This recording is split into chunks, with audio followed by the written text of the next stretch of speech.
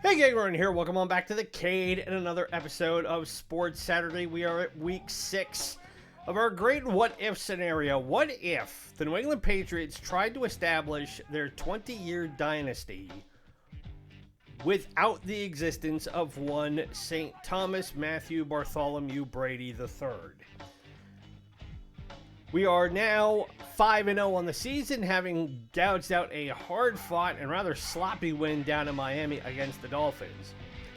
And this week, we are going to be going back home, and we're going to take on the San Diego. They weren't the LA Chargers at this point. They were still down in San Diego. And see if we can make it to 6-0. Before we get to that, though, a little bit of housekeeping. I do apologize for kind of the shuffle-up we had in programming this week. We were supposed to have a WTF Wednesday that came up, and it did not get recorded in time. The long story short is that my day job, I work in media IT, and I work for a small company. It's a multinational company. We deal with big-time media conglomerates. We are not a conglomerate ourselves, so take that what you will. But we have 3 offices, one in Europe, one here in the States that I help run, and one over in Southeast Asia in Bangladesh. And if you've been paying attention to the news lately, outside of what's been going on here in the U.S. with the election and whatnot, there was a lot of civil unrest in Bangladesh over the last 2 weeks, and that impacted my company and our ability to be able to do our jobs. So the basics is that I've been having to pull all week instead of working my normal schedule, which is like your regular 9 to 5 job. I've been having to pull overnights, working from about 6 o'clock to about 3 in the morning. So, needless to say, I'm a bit knackered, and as a result of that, I had to pull extra shifts as well. Good on the paycheck, but a bit wary on the Constitution.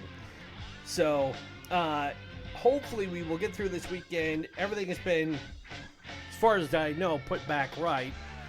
Fortunately, our cohorts over in Asia are all safe and sound, and now I can get back to doing our normal recording, which, as I said, should get going again over this weekend. But let's get this game underway, shall we? Because this is a San Diego Chargers team that was really at a crossroads in 2001. They had not done well under head coach Mike Riley the year before. And in fact, going into the 2001 NFL Draft, had the 5th pick in the first round, and with that, they picked future Hall of Famer LaDainian Tomlinson as running back. And then in the second round, at the end of that, they also picked future Hall of Famer Drew Brees to be their quarterback. Now, it's really, really rare to hit 1, let alone 2 Hall of Famers in the same draft, but the Chargers did it. Tomlinson played the greater majority of his career, except for the last few years with the Chargers. But Brees is the interesting story because he came in and was there for, I think, the first 4 years, and then a shoulder injury caused the Chargers to release him.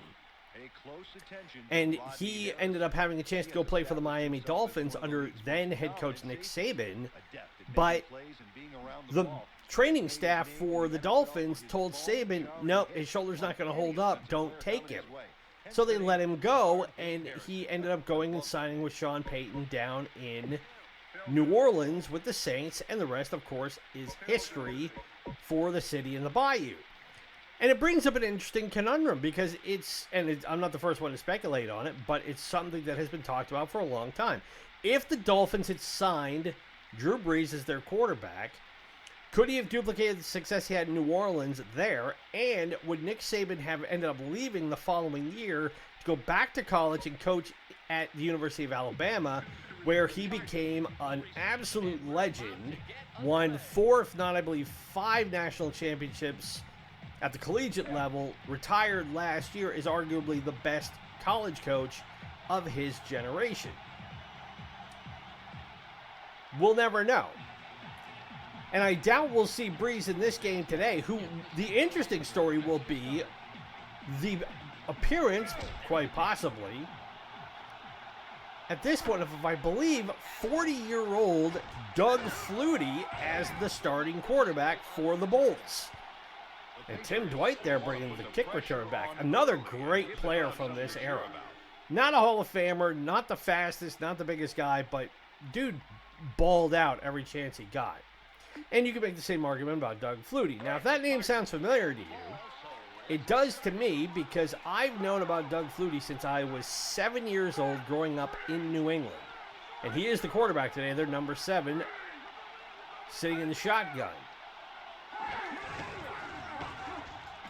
Oh, and Richard Seymour just went right through and went, nope. And that is LaDainian Tomlinson is running back today. I was surprised they're running him, especially since he's number 38. His jersey number's 21. The defense is running the table out there, Peter. They can taste blood. But it was 40 years ago this November that 5'9" and 3/4 of an inch, Doug Flutie, as quarterback of the Boston College Eagles, pulled one of the most stunning upsets in college football history and threw what is easily considered the greatest Hail Mary in college football history.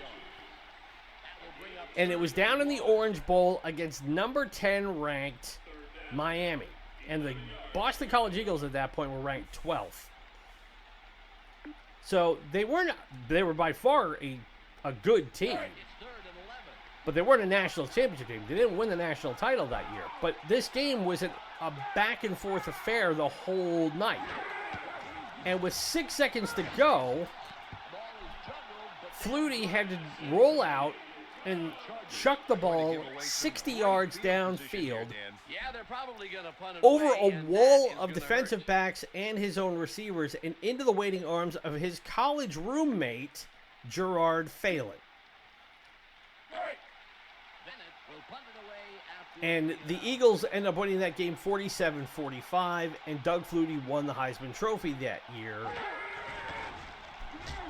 And then went on to play in the United States Football League for the New Jersey Generals before going back to the NFL and taking over as the backup quarterback for the Chicago Bears in 1986 after the USFL collapsed.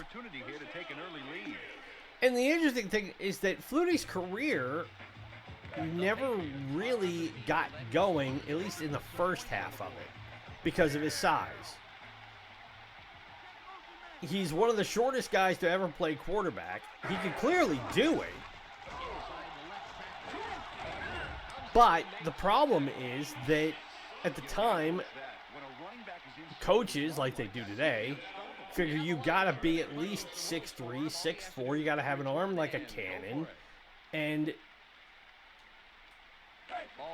that's the only way you can be quarterback.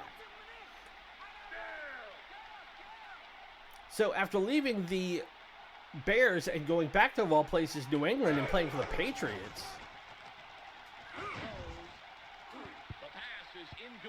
that's incomplete looking for Troy Brown. That's Junior Seau there as the linebacker number 55, another Hall of Famer. Ill-advised to throw into double coverage like that. Flutie ended up going to Canada and had to prove himself up in the Canadian Football League. And he did. God knows he did. He won 3 Grey Cups and established himself as, when they did a poll, I think in 2000, in the early 2000s, for the 50th anniversary of the league, he was rated as the greatest Canadian Football League player of all time. And at that point, he was 35, 36, and then coming back to the NFL, got picked up by the Buffalo Bills, helped get them to the playoffs, and proved he was far and away the better option for them than their starting quarterback at the time, Rob Johnson, who was really he was a tomato can of a quarterback. And after he had a chance to get them into the playoffs, and then they went with Johnson, much to their chagrin, he was a free agent and got picked up by San Diego, which is where we find him in this game. And then he played here for, if I remember right, 2-3 years, starting and then backing up Drew Brees. And then he ended his career by going back to New England again as a deep, deep backup to Tom Brady. And then his last great moment as a football player was he was the first quarterback, or his first player at all, since 1941. to perform a drop kick for an extra point. And only somebody like Bill Belichick, who has an encyclopedic knowledge of football, would have thought, hey, let's have the oldest guy in the NFL at the time execute a drop kick and have that be his last thing he does in the league. But he did it, and that was that.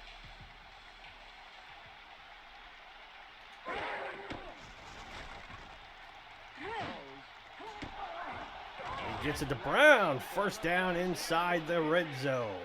Troy Brown had more interference than a cell phone in the Lincoln Tunnel, but he still managed to make the catch, Dan. It seemed really risky to throw. So let's see what we can do here. First and 10 at the 12. I was looking for McDaniels there and was incomplete. Drew Bledsoe was in big trouble on that one, Dan. Tossing it away looked like the smart choice to me. Yeah, I definitely think they would have popped him for the sack otherwise.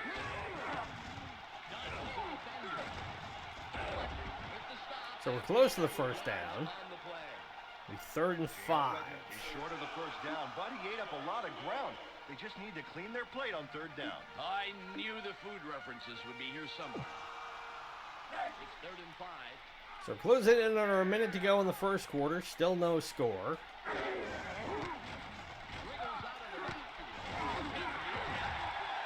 And we fumbled it, and our offensive lineman recovered it and stormed into the end zone for the touchdown. So J.R. Redmond had the ball pop out, and luckily we had a guy at the right place at the right time to scoop it up and fall forward into the end zone. So give it up for the lineman, getting us on the board. 6-0 with 46 seconds to go in the first quarter. Now, I am hoping I can get a bit more done through the air in this game. We have still not been able to really get the passing game going, which for somebody of Drew Bledsoe's caliber, at this point in his career, we should be able to. Vinatieri with the point after is good. So 7-0. Now, when these two teams met in Week 5 of the 2001 season, this game went to overtime, and the Patriots pulled it out 29-26 at Foxboro, ahead of 60,000 people. And the Chargers in 2001 went on to finish the year 5-11. This was the second of 2 games they lost. They won the next 2 games against the Broncos and Bills, and then lost the remaining games of the season. So they lost 9 in a row. They went from 5-2 to 5-11. Which, I don't care which team you are or which team you root for, that's a brutal way to wrap up the year.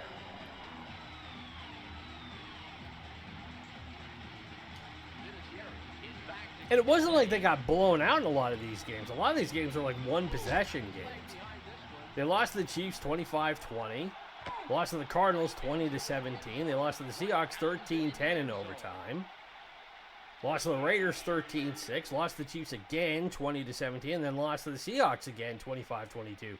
So this was before the NFL realigned the divisions and moved the Seahawks over to the NFC from the AFC. People don't realize that nowadays. They think that the Seahawks were always an NFC team. They weren't. They were in the AFC West along with the Raiders, the Broncos, the Chiefs, and the Chargers.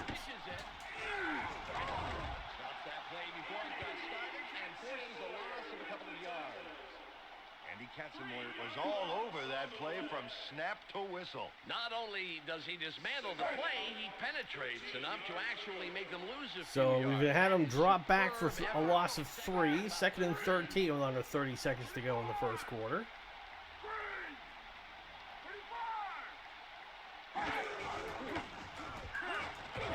They're trying to run with Tomlinson again, and Katzenmoyer met him at the line one more time. Andy Katzenmoyer was one of those guys that came out of Ohio State and was thought to be a blue-chip, can't-miss prospect. And it wasn't that he was a terrible player. It's that, like a lot of guys who play defense, The Patriots currently enjoying And a slight advantage. he just Anybody's game. could not really stay healthy, 0. was part of the problem.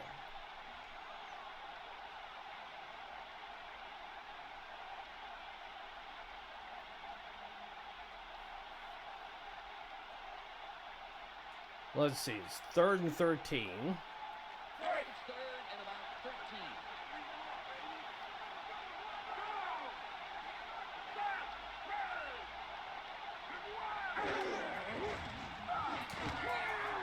So they make the catch. They don't get very far. That's 4th and 11. And part of what happened was that Katzenmoyer suffered a neck injury during his first season with the Patriots in the 2000 season. And then training camp 2001, he walked out citing a concern about feeling in his neck. Was placed on injured reserve, missed the entire year, and then the following year, the Patriots cut him. And he never played again. So all told, in his NFL career, he played 24 games, started 11. So it is very much a question of what could have been.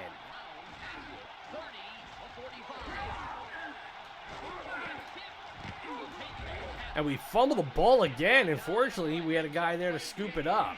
I don't know why we're coughing up the football, though. Patriots have a nice starting point for this drive.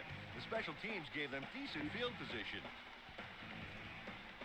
The Patriots are on the field after the pop. They're up 7. So 1st and 10. We're up 7-0 here in the second quarter.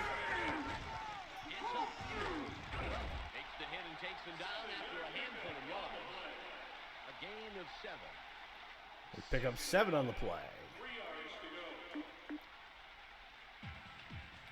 Ball on the 45.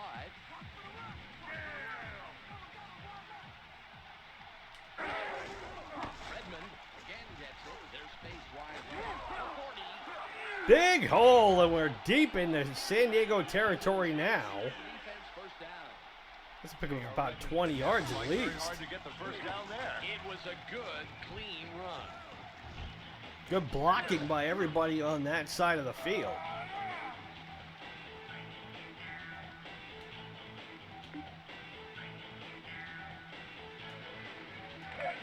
All right, so 1st and 10. Well, we're matriculating the ball down the field, as the great Hank Stram liked to say. And incomplete. We're looking for Johnson and Marvin Harrison right there. Rodney Harrison, rather, on the coverage, not Marvin.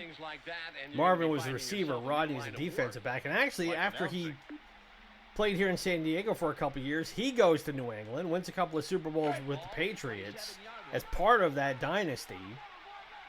Does not help his reputation, as he's considered one of, if not the dirtiest player in the game at this time of NFL history. Moves the football down to within J.R. Edmonds already got 60 yards rushing. That's not bad. Be over the line, but that's a good run, and it leaves his team in good shape to convert.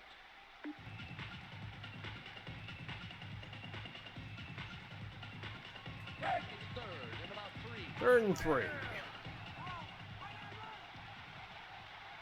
Dumps it right. Incomplete. That's the second incompletion in a row. The smart play here on 4th is the field goal. Walk away with something, I say. So we're going to have to try for 3. And this should be about a 38, 39 yarder.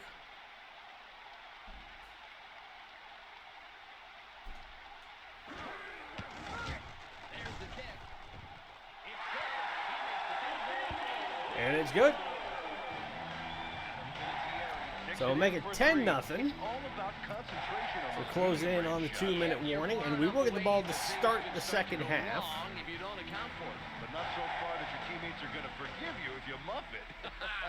The Patriots are in control, but it's far from over. They're now It should be a good kick. 10-0. Vinatieri lines up, signals, and we're ready for the kickoff. The kick is up. Gaylor catches it. So take it about the 10. And brought him to about the 25-yard line. Not a terrible return, but not a great one either.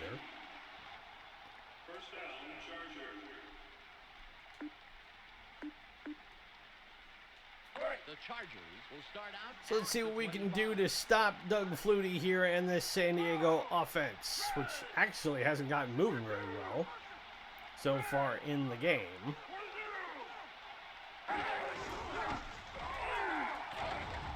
And they go back to Tomlinson. He gets to the line and is met by Brian Cox, the former New York Jet. Second and 10. So it looks like they're hoping that Tomlinson can find a way to bust off a long run or something, because they're not going to the passing game all that much.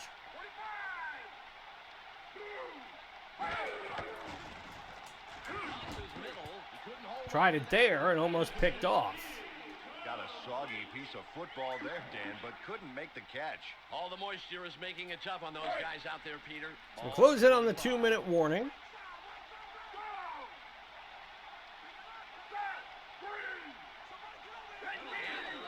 And somebody moved on the line. We'll see who it is. It's on our side.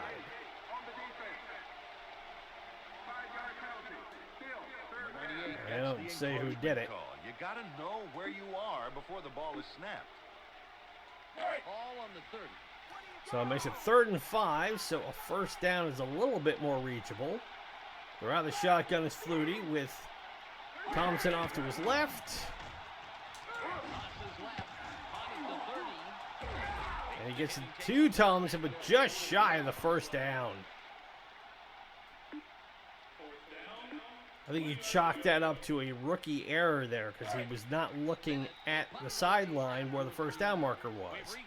But we're at the 2-minute warning, so they will punt it away. And we'll have 2 minutes to hopefully get some more points on the board. I would like to get a declarative win here today.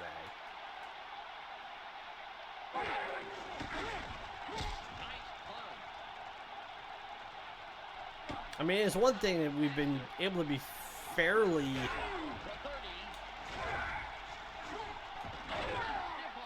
as Troy Brown with a good return puts us in decent field position. I mean, we've been doing all right as far as getting points on the board, obviously, because we're 5-0, but it hasn't been, none of them have really come easy. It's never been one of those where I'm just putting points on the board and I really torch my opponent on this. I want to have at least one good game this season. If I'm going to win a game, as we got another flag,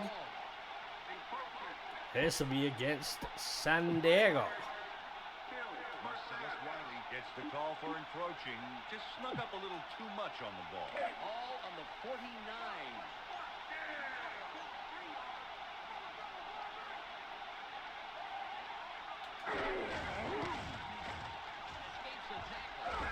Good hole, still on his feet is J.R. Redmond.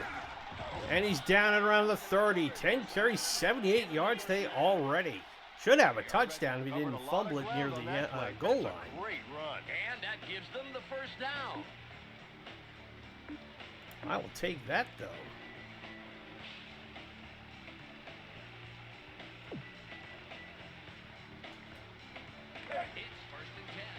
So 1st and 10, closing in on about a minute to go in this first half.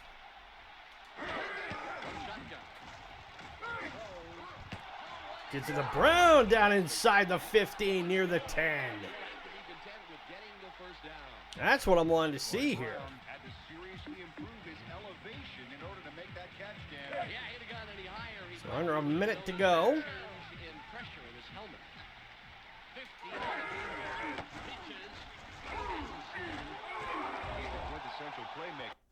And we'll take a timeout here. We got 3 of them. First time out and stop the clock. 2nd down, 6 yards to go. It's now 2nd and 6. At about the 8-yard line.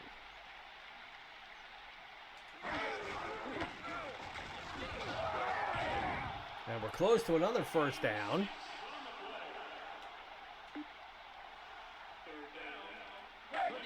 We'll let the clock keep running here, because we can run up to the line. And he'll walk it in. Touchdown, J.R. Redmond. And we have already surpassed our point output from last week.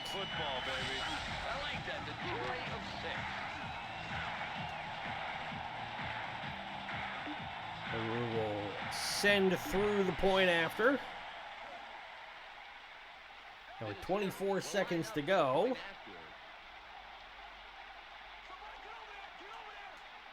It is a 3-possession game now. It's 17-0. And as I said, we'll get the ball back to start the second half. 5 plays, 54 yards, and $123. Most of that on the ground through the legs of J.R. Redmond. Vinatieri sets up and will kick it away.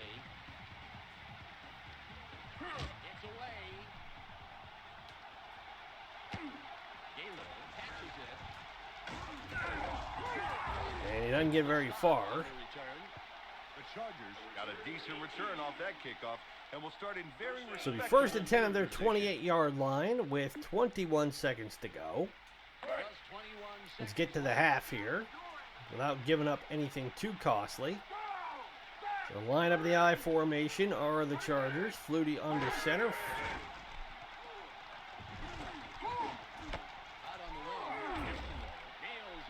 I was going to win the fullback and he got tripped up.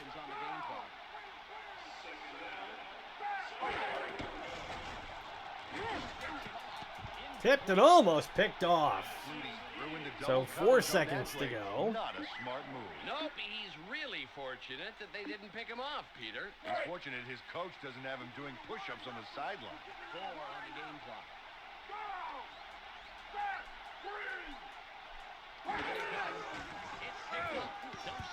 And knocked down. So it'll be 4th and 7 with 1 second to go, and they will have to punt it away. Stonewall and keep them out of a 3rd and medium situation.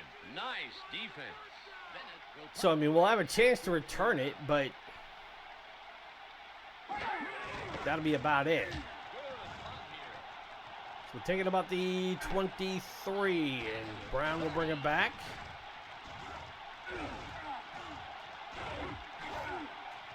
Decent return as we go to the locker room. So it's 17-0 New England here at home. And really, we've been dominating on all facets of the football. 80% third down percentage completion, or completion percentage, I should say. We've had the ball for 6 minutes, 39 seconds. We've had it almost twice as long as they have. We've only had 50 yards passing.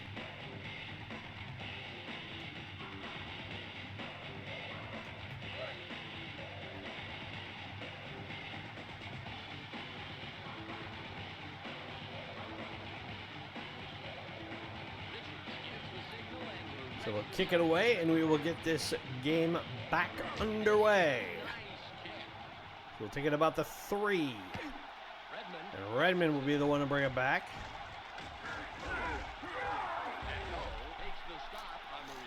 Not a great return. We're up to 21. I see them sticking with it today. It's been working great. And it's funny looking at J.R. Redmond's career because he played 3 seasons in New England. And then went to Oakland for 2 more, and then his career, like Katzenmoyer's, was done. And it was never really as good as you thought it might be. His best year was in 2000. He had 125 carries for 406 yards and a touchdown.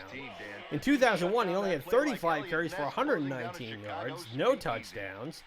Was better as a receiver. Had 13 receptions for 132 yards. But that was really it. Ball at the 20-yard line.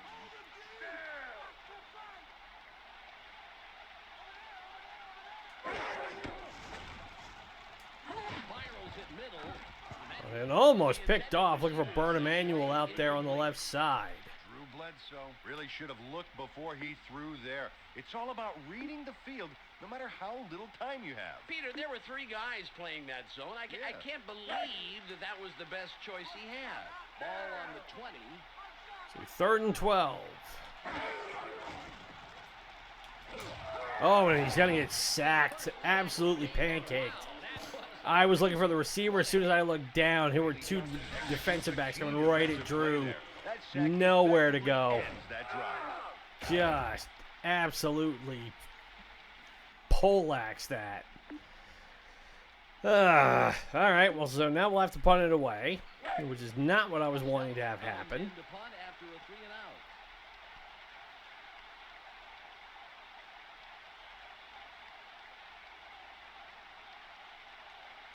out. This was an excellent punt. Nice punt. White has it. Dwight will take it about midfield. And gets just across midfield into Patriots territory, and that's where Flutie and company will start. I think it's their best field position all day. I haven't given them much else by way of real estate. Their opening drive of this half is more successful.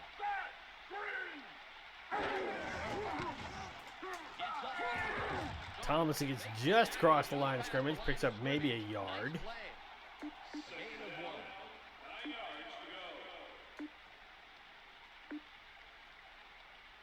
Ball on the 45. So second and long again.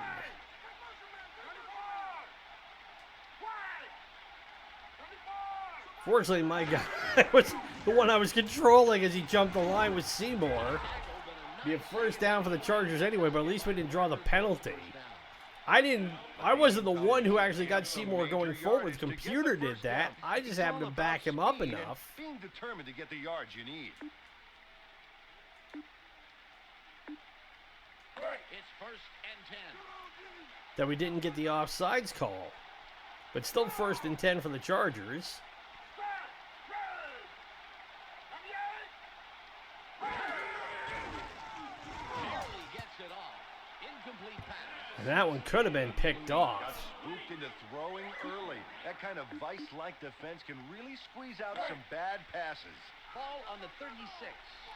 So make it second and 10.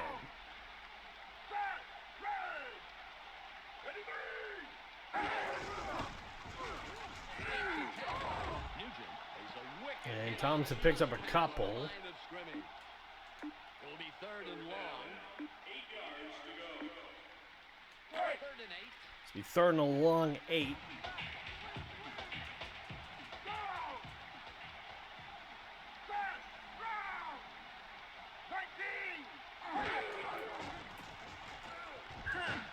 Incomplete. And we forced him to throw it early.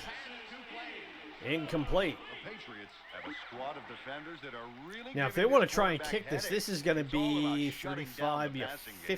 52-yarder. They're going to try it. Might as well if it means you get points on the board, but this is far from a chip shot.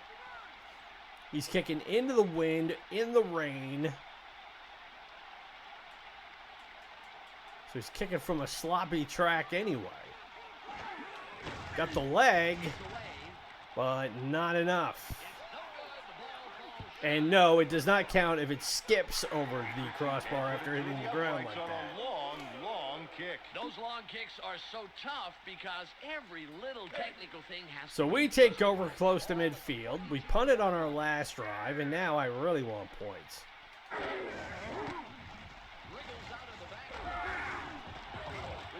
Another good run by Redmond, close to a first A lot down. of ground on the first down. It's all about getting that yardage.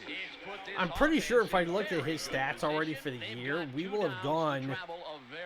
Redmond will probably have posted stats that are comparable to what he did for his whole career in real life. Because overall, he ran 194 times for only 676 yards. I don't think we're at 1,000 yards yet.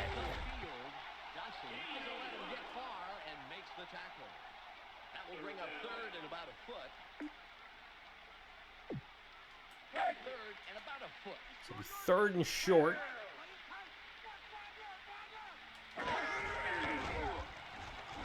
You go to the fullback, and Edwards powers ahead for a first down. After he was dead to rights right at the line. The first down. Nice run. All right, we should go to the air this time. Ball on the 44.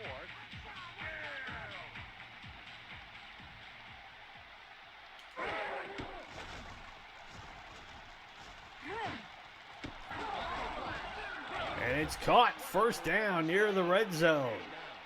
Johnson there with the catch. Delivers a big play with a monster catch. That's a first down with some style. And this time, Drew had all day to throw it. I like that.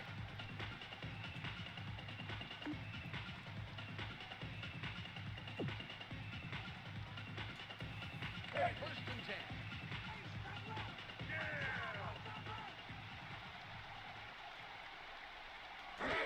All right, about 30 seconds to go.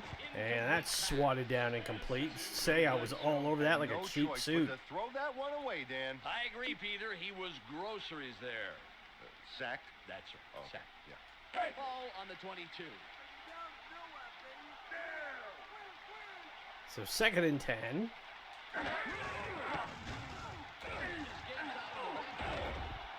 Short pickup. And JR is just short of 100 yards. Something to try to stop it. And that should be the last play of the third quarter. I'm going to let the clock run down as we go to the fourth. It's the end of the third quarter. The Patriots defense is held and the offense has put up the points. So they lead 17-0.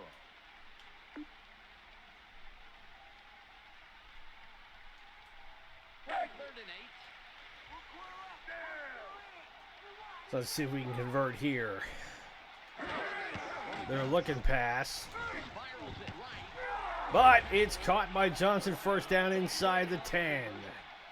They picked up on the blitz right away, Dan, and I think that was the key to this play's success. You got that right, Peter. They were more than ready for it, and they were able to buy time for their general behind the lines.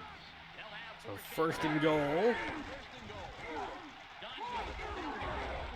He bowls ahead and is close to the end zone is our boy J.R. Redmond. So second and goal at about the 2.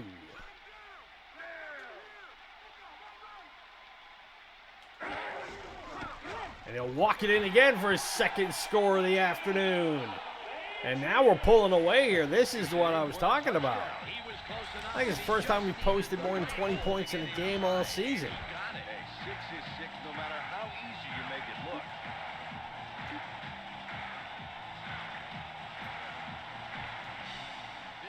Vinatieri is 2 for 2 on point afters to the surprise of nobody.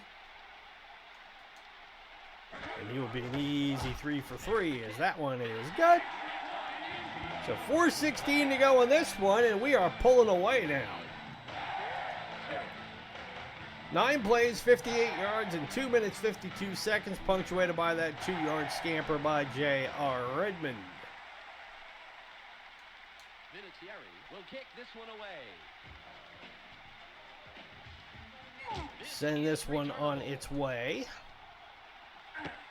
White catches it. Stops the return man in his tracks and makes the tackle. First and 10 on their 26-yard line. And let's see if we can keep the bagel intact here. Love to get a shutout. The Chargers have the ball and will start this drive at But I have to be careful in saying such things because it always comes back and bites me right in the butt. Where I think I've got it all wrapped up and then I give up just an absolute fluke play. Nearly gets it off. And that was almost caught. They are stopping the pass. Credit's got to go to the DBs who are playing some of the best football they've ever played. I would chalk that up to a slick pigskin. Because he should have had that. It was right in the middle of the field. Oh, we got a man hurt here. Who's that? Who's down? That's Andy Katzenmoyer. Well, history is kind of panning out a little bit for the former Ohio State product.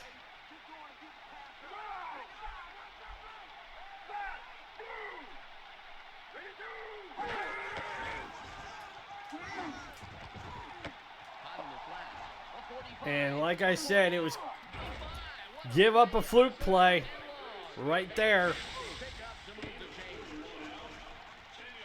Doug backing up, chucked it downfield, and Conway was right there.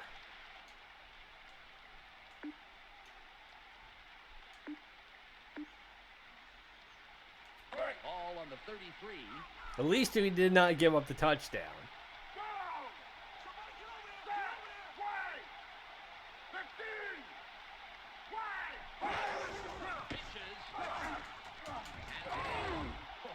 Short pickup. We've only allowed 7 rushing yards today. That is what you call a dominant rush defense. Normally, if you can allow under 50 yards at rushing in the game, I mean, that's considered a really great job by your defense. You hold them to under 10 yards rushing, that's nuts. And this is caught. Look with a tight end on that one. Brought on the blitz, Dan, but it was no match for this tough, talented offensive line. Yeah, shutting down the blitz can be murder, but if you're successful, you're just about guaranteed. So now they're knocking on the door of the red zone for the first time today are the Chargers. I'd love to be able to get a pick here. Incomplete as Flutie got rid of it before he could get sacked. Had to leave the field earlier in the game, but I'm told we will have a full report right now, as a matter of fact. Let's go to Michelle Westfall on the sidelines. Michelle? Dan, the good news is that he doesn't So have Katzenmoyer is only out for a game with a strained abdominal muscle, He may be which done for is the not comfortable by any measure, but could have been a whole lot worse. And that's incomplete. So 3rd and 10. Doug Flutie was really feeling the heat on that one, Dan. I think that affected the pass. Oh, without a doubt, Peter. They were gunning for it. You know, he must have felt like he was the last tray in the buffet, and I had just gotten off. So see if we can hold him here on 3rd and 10. And we do, as he threw it away one more time. So now it's 4th and 10. They've got to go for it. Are they going to go for it, or are they going to try and kick the field goal? They've got to convert here, and They're going to go for the field goal,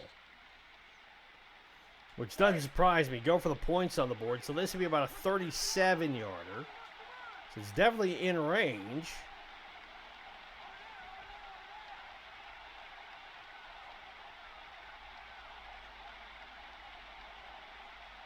But he's going to push it left. And he whiffed on it.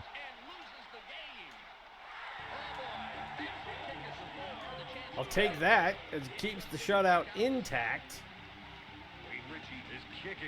And now all we got to do is really get down to the 2-minute warning.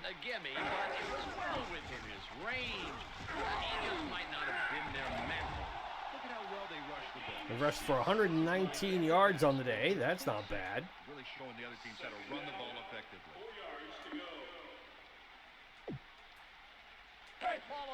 See if we can get this play off before the 2-minute warning.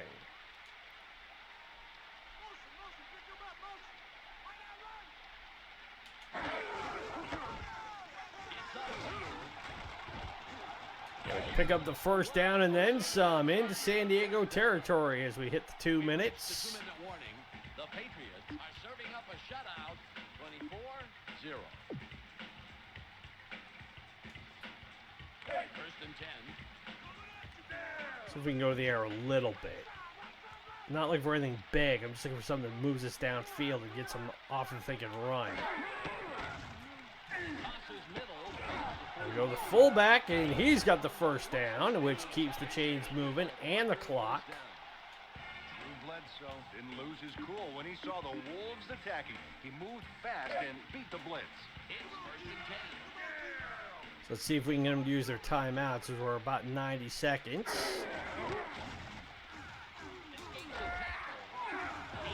And we pick up the first down again.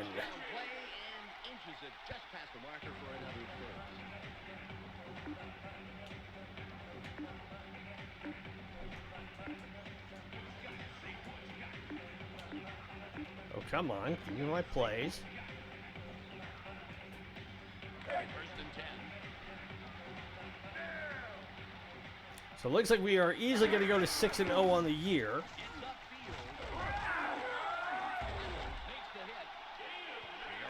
Moved the ball significantly on that play. He didn't get the first, but leaves his team in great shape. Now they've got time for the pass if they want to. They are in the driver's seat. 47 seconds to go.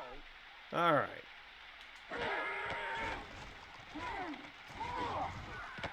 Oh, picked off. Rodney was right there all over it. Damn it, damn it, damn it. Here I was thinking I could get away with one, and I should have known better because I got rid of it with somebody coming in to sack Drew, threw into double coverage, and Rodney was right there.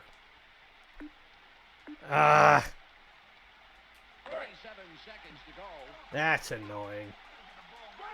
Ultimately, it doesn't matter, but I would have liked to have hit 30 on the game.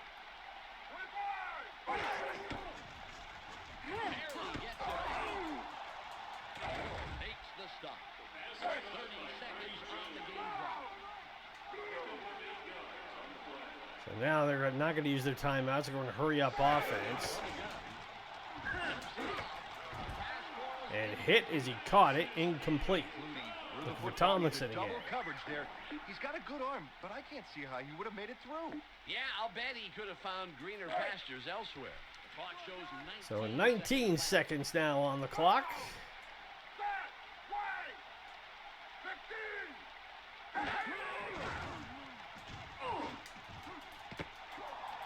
Oh, and Conway caught it again. Right on the sideline. Picks up 17 yards. I think now Flutie's thrown for more than Drew has. Just really frustrating.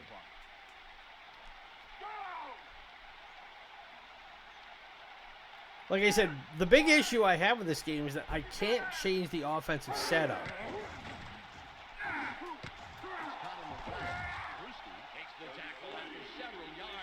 And that should be the final play of the ball game. Yep, they're going to go for one more. And that's knocked down, and that is the ball game. So we keep the bagel intact, win 24-0, and move to 6-0 on the year, although that second half did not go nearly as well as I had hoped.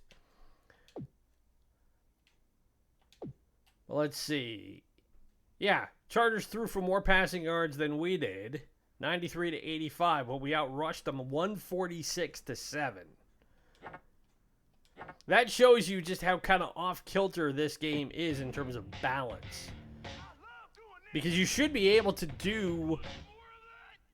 execute plays through the air as well as on the ground. Obviously, you have teams that have their strengths being a run team more than a passing team. But if you got a quarterback the caliber of Drew Bledsoe, that shouldn't be as difficult as this game makes it out to be.